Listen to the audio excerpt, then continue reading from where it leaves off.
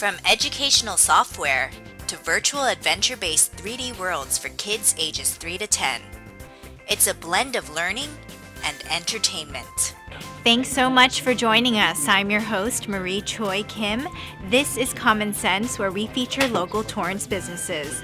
Today we're going to take you behind the scenes at Knowledge Adventure, where they create and design fun and exciting educational and learning games for kids.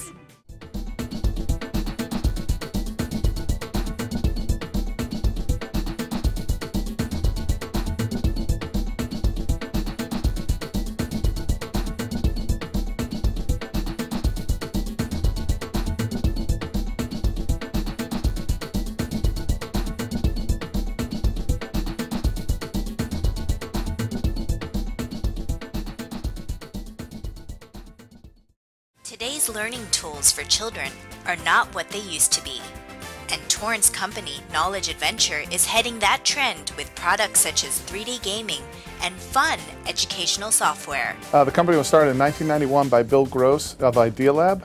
It was his first company.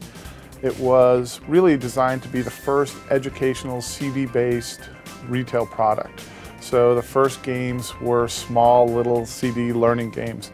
So it was meant to be the #1 educational software company, and it enjoyed that rank for probably 10 years. Subsequently was purchased by Davidson and Company, merged into Vivendi, and was spun out of Vivendi in 2004 by the investors who brought me in, which are Azure Capital and Telesoft Partners, with the idea that there's a great opportunity here. Vivendi was going through its own troubles, not able to give it the resources that the company needed or the attention that it needed. So there was a great opportunity to spin it out and really be focused on just these products. I was really interested in such a great brand, such an opportunity in the marketplace as technology has shifted, that this company has 20-year-old history, a great brand, great content, great people, and this tremendous opportunity as more and more kids go online to find their fun, play, and entertainment, for us to transition this company into that market segment. It was a tremendous opportunity, a tremendous challenge. According to a recent study by eMarketer, which tracks internet trends, in 2011 an estimated 20 million children, or more than 50% of all internet users ages 3 to 17, will be visiting virtual worlds, online environments that provide users a place to interact and socialize. Knowledge Adventure's Jumpstart brand decided to get in on a piece of that virtual pie. I think the first challenge was to get the team culturally ready to have fun, to really go attack this new market, to stop, to remove the barriers, the ceilings that were holding us back. This is a great company, innovative, creative people who want to create great products. So, transitioning the whole company culture and the way we think about it, bringing it online, putting all the infrastructure, because building an online game is much different than putting a CD and putting it into your computer. So yeah, the whole infrastructure surrounding that, the people, the processes, and all the work. Jumpstart launched its online website at www.jumpstart.com in December 2008. Children can interact with one another as they go on adventures, complete missions, earn rewards, and most importantly, learn. Actually, we're live. We're actually looking at what's actually on the web right now. This is our kind of our virtual world. And what's really interesting about this is that kids can come in and actually really make their own character. They can make it look like themselves, or they can actually make it look like something really crazy and fun. So we were asking about kind of like what's patentable stuff. We do have a kind of a unique system, which is really fun. Whose phone is that? Oh, okay. Oh, I have to start over again. Yeah. No, do I? Yeah. Because the phone? Okay, let's do that again. What are we looking at? We're looking at, see, I can't do the same thing twice. Yes, you can. I can't. But we're looking at something that's really cool. What we're looking at is on live right now. This is actually on the internet right now. And this is our virtually online world. This is basically a very safe world that kids can come in and create their own avatar, create their own jumpy, and they can basically make it look like themselves or make it look like a very fun other kind of character, which I'll kind of show you now. We have a whole world that we can explore. We've got news to keep everybody up to date of what's going on actually in the world. We can show contests and stuff like that.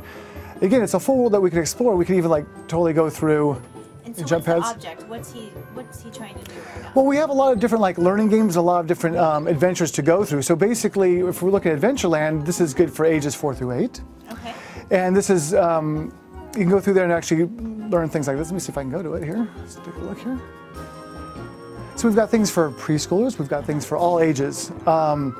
In this main world, though, we've got different arcade games you can play. You can play with your friends. You can definitely explore. We have different kind of missions and stuff. You can find different gems and things like that. This one's going to be a little bit more learning-based, which is much fun. So I've just come from Main Street. I was on the submarine, so I'm back into a whole new area called Train Island. What are those things that are picking So up? these are different objects to kind of help you lead you to where to go. Because this is kind of geared for a person first coming into this. It's like, oh, what am I supposed to do? Again, you just asked, what am I supposed to do in this world? Well, we kind of lead you. We follow the whistles, and there's a bunch of voiceover that says follow the whistles. So we come over here and we find our mascot Frankie. Then he tells us about what you can do in this world. It's fantastic. So pretend you can hear him, and what happens is he's going to give me a list of things I can do. So you're really learning about how to interact with this world. So I can look over at this, I'll get a little closer here, and I can go in and actually kind of make over my jumpy. I can go explore, I can talk about, get over to Lost Island if I'm a member, stuff like that, and I can actually play some other games. So let me show you some here. We've got some pretty cool learning games here. Again, what we try to do is make learning games not feel like you're learning. That's the whole point, right? So they're more kind of arcade feels, but yet we have all these huge content servers, so I can do like math. And instead I want to do, oh, I don't know, what looks good? How about I'm going to learn about money or something? So I'm going to do, let me do a, this is going to be too hard for me probably. Ooh, you're going for the hard. I know, okay, so, and again, it's telling me what I'm supposed to do. So now I'm flying, I'm kind of inside this mountain right now, and I'm actually in this kind of a hover jetpack that I'm flying around in. And the reason why it's not moving is because she's still talking to me right now. Okay, so I'm supposed to run over these things that are $1.75. I'm going to need help with this. Is that $1.75? I shouldn't pick the hard one, sorry. So let me just pretend that's the right one. Oh, that was wrong. Shoot. Okay, I got this wrong. So if I knew it was wrong, I can actually fire at it. And that was actually the correct answer. So It makes it really fun for the kids then. Exactly. So they're learning, but yet they still have kind of an arcade action, especially with their older brothers and sisters are playing on like more of a console kind of a game. Let me click these. Then go up here. So we've got all these kind of fun kind of learning games where their kids don't feel like they're actually learning. The curriculum is designed to follow a kid in their normal curriculum in school. So whatever they're learning the first month of first grade is also what they're going to be learning in our products. Most experts will tell you most of a child's development will happen by the age of 8. It is the most influential period that we as parents can provide extra development opportunities. But also during that time, kids need to have fun. So our products offer the perfect blend of entertainment, high entertainment value, high engagement, a lot of fun for the child, but still all the things that parents want. Introduction to education, reinforcement of basic skills, curriculum skills that they'll need later in life to give them a head start on many of the challenges that they'll face, and at their own appropriate speed. Well, it's time for a short break. When we come back, we're going to show you how easy it is for your kids to get a head start on their own Jumpstart adventure. Don't go anywhere. You're watching Common Sense on City Cable Channel 3.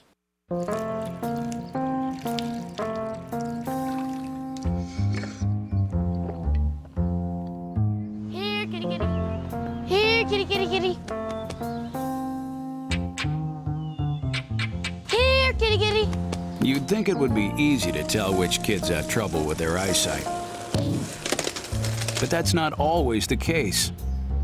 Even though 1 in 4 children may have a vision problem, eye doctors tell us the symptoms aren't always so obvious. We do know that 80% of all childhood learning is visual. And without good vision, kids can have trouble learning to read and may fall behind in school. For clues on how to spot the real-life signs of childhood vision problems and what parents can do, visit checkyearly.com. A public service message from the Vision Council of America and Reading is Fundamental. Welcome back. If you're just tuning in, we're giving you a never-before-seen look at Knowledge Adventure's journey into the virtual world and online gaming. I think it's been phenomenal. So I think we know that kids interact with media in a different way today than they did 10 years ago or even 5 years ago. So kids today grow up in a digital world, so they see mom and dad at the computer, checking the news, checking their email. So that's the way that kids interact with media today, is online or through, console games. And it's, the market for CD games, while still it exists, is kind of a market that's slowly declining over the years, I think. We sell over 1 million units per year. We have a little over 40% of the market share in retail, selling our products in Walmart, Target, Best Buy, and all the leading retailers.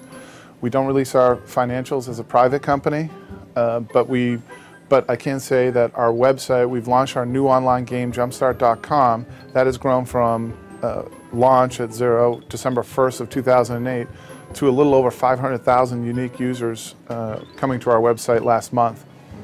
And at this point now, we've had over 2 million gameplay sessions during that time. So kids coming on, playing games, which is great. Gives us the opportunity to interact with many more kids per month. And we've also served up a little over 50 million learning solutions online.